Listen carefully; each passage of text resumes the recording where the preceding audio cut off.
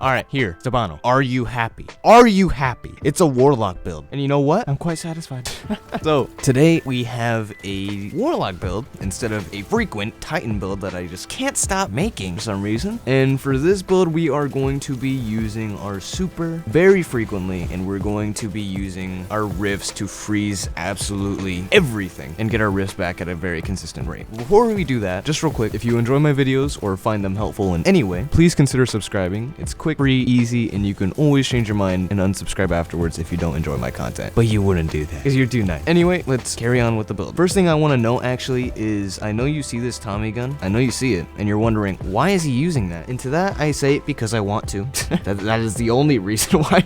I just want to use the Tommy gun because it's fun to use, but you can replace this with any other gun if you so choose to, but I'll go over that in a little bit after I go over the other stuff. So first actual thing that I want to note for this build is the Eye of Another World. Now I've used this in a previous Warlock build of mine, but for this one we are using it primarily to get our grenades back and our melee back at a more frequent and consistent rate than we did prior, because these stats are not very good at all, but they are amped up and boosted very nicely from the Eye of Another World. Now what the Eye of Another World does is it highlights priority targets and improves the regeneration speed of your grenade, melee, and rift abilities. What it doesn't tell you is that the melee and grenade stats are up by 30. Recovery, I'm not exactly sure, but I know it's less than strength and grenade, so probably around, I don't know, 15 to 25 or 15 to 30, but it's definitely not 30. So, but based on that, our recovery is at 100, our discipline is at 30, and our strength is at 90, so our stats are much better than they were previously, which makes the build a little easier to use. Now going on into the stasis subclass, which pairs everything together. First we go over our aspects, the only two that are out. Shattering a frozen target spawns seekers and tracks and freezes nearby targets, and casting your rift generates a shockwave that freezes nearby combatants. This is Frost Pulse. This is the main thing of our build that you're going to be using very frequently, because this is how we freeze everything and just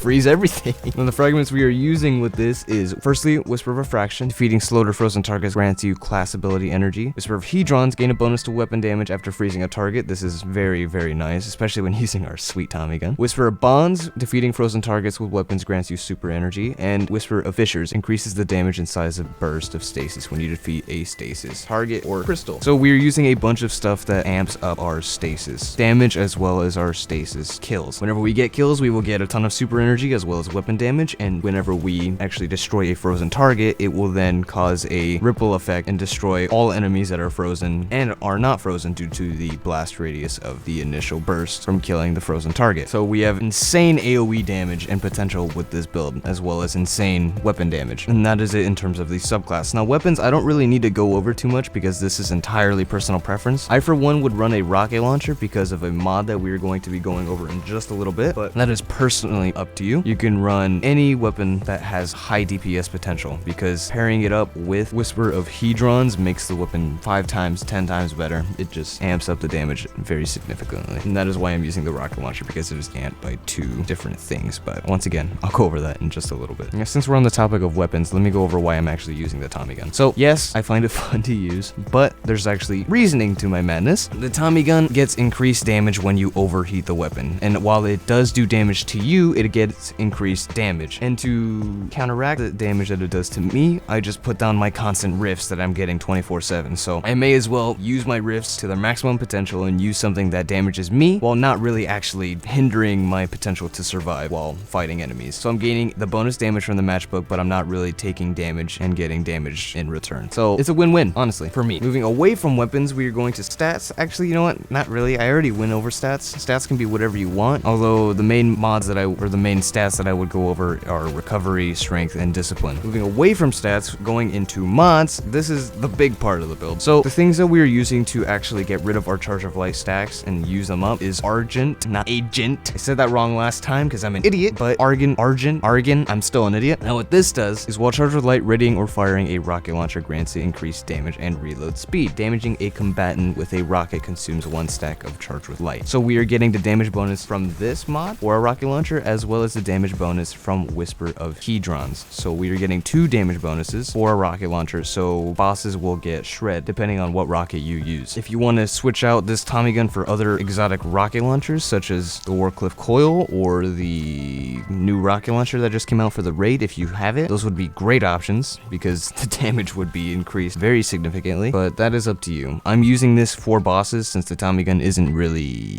the best option for it, but I digress. Moving on, the mods that we're using to actually get our Charge of Light is Sustained Charge. Getting rapid kills with an auto rifle has you become Charged with Light. That is another reason why we're using the Tommy gun. It is extremely easy to become Charged with Light when using Sustained Charge with it. We are using Charged Up as well as Taking Charge. Taking Charge is just there just in case we find orbs on the ground, so we just pick them up and get those easy Charge of Light stacks. And Charged Up is just getting us that extra Charge of Light bonus so we can have more Charge of Light for rocket if we need to use more than one rocket shot. Anyway, that's gonna be the build. Not really too much to go over for this one. It's kind of self-explanatory. You just freeze things, get the damage bonus when you kill them, and you get tons of super energy whenever you kill them as well. And then you just kill them with your super and then rinse and repeat. It's just a constant cycle of just freezing enemies constantly with your abilities and then killing them and using your super. Sorry if this isn't what you wanted, Stefano, but I'll probably be coming out with another Warlock video very soon. I want to come out with a 100 one next because I have an idea that I'm really excited about, and I hope it doesn't do bad because that would make me very sad because I need a 100 video because I'm feeling like I'm neglecting hunters, but who cares? Sorry, hunters. But yeah, that's gonna be it. I will see you in the next one.